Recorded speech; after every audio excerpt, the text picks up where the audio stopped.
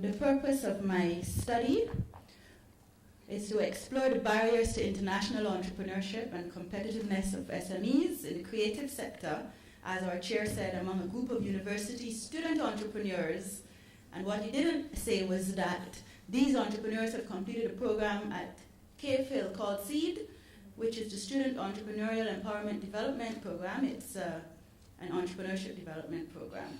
And secondly, the study hopes to explore the competitiveness of the creative sector based on Porter's Diamond, and of course make recommendations for the formation of a creative cluster. So what is the context for this work? Of course, the contribution of the global creative sector, and this has been alluded to in previous interventions over the last today and yesterday. The context is also the contribution of the creative sector to Barbados' economy. Over 80 million a year is an estimate. Of course, the preponderance of ventures among our entrepreneurs is in the creative sector, which is why it's worthy of study. So it follows that there are opportunities among our student entrepreneurs, opportunities to build up the sector, to enhance its competitiveness, and of course make recommendations for enhancing policy and curriculum, because we're talking about the university.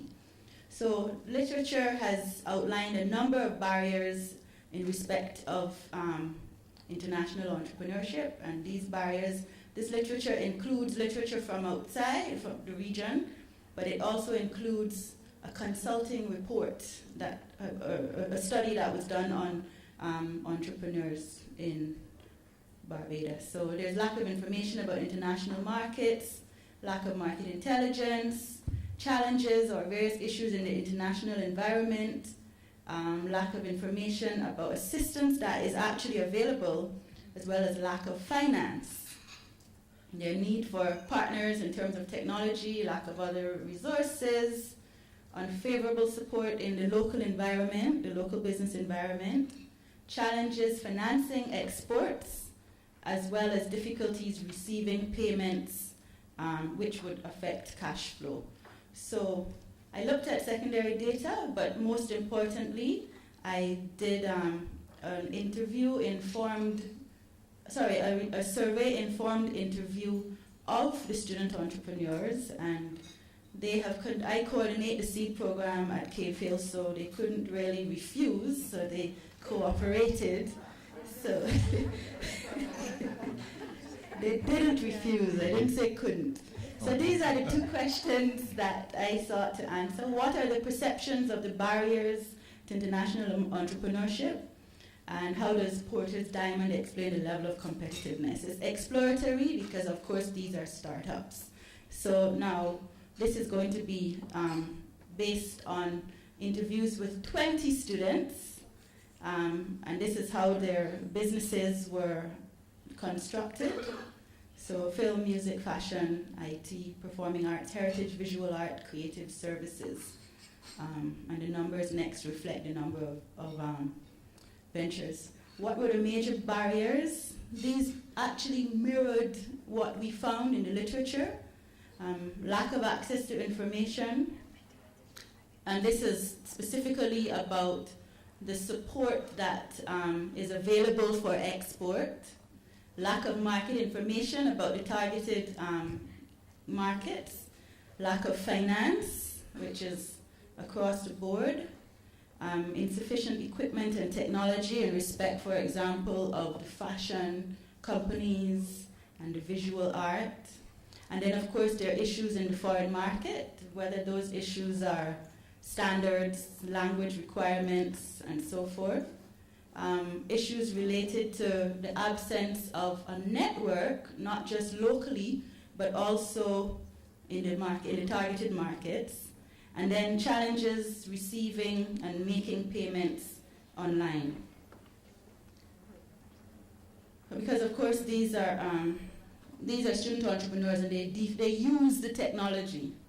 So what did we find in respect of Porter's Diamond? And we know, just by way of reminder, that diamond contains these 4 prongs, and they're the other exogenous factors are chance and government, and they're supposed to be symbiotic, and the suggestion is that you can determine the competitiveness of a given industry by analyzing each of these prongs.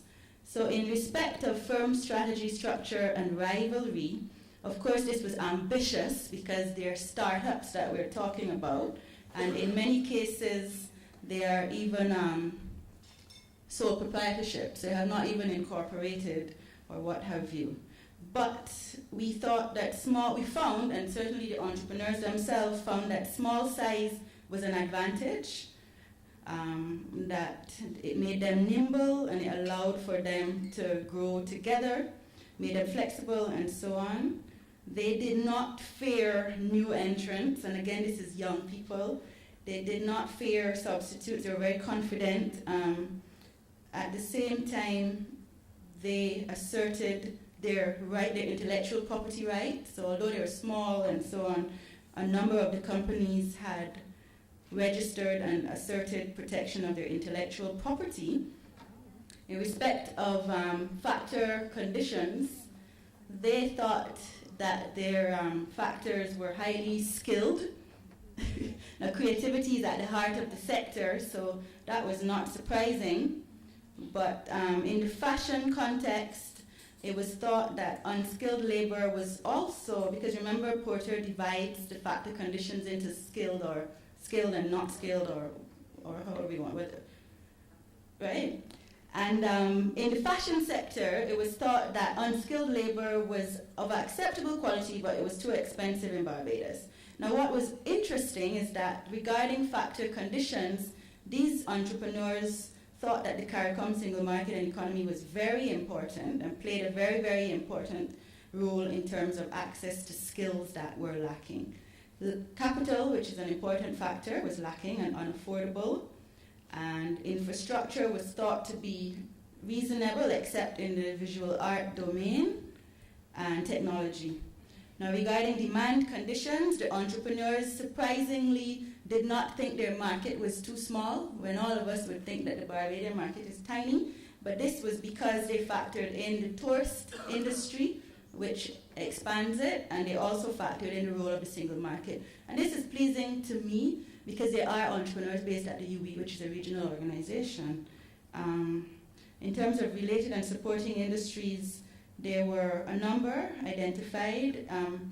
Electricity and financial institutions were the two supporting industries that were deemed to be constraints to competitiveness, and transportation, on the other hand, and financial institutions, I think I might have said that.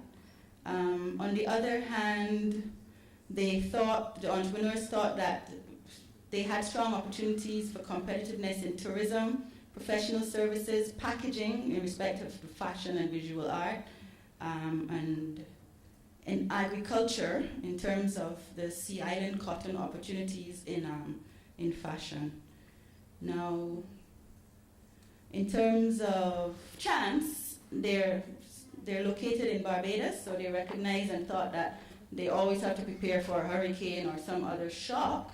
And in terms of government, they thought that government was not necessarily doing as much as as should be done, but they also they expanded government's role to the university's role in terms of supporting international entrepreneurship. And in that respect, we accept, because that's what we're trying to do.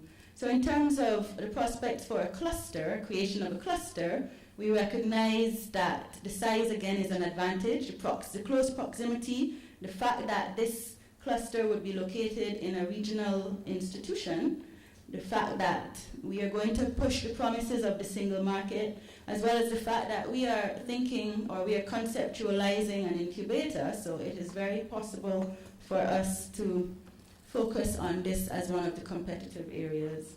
And finally, the fact that the government in Barbados and across the region, the various governments, have signaled commitment to the growth and support of the creative sector, and there's legislation. So thank you very much, ladies and gentlemen.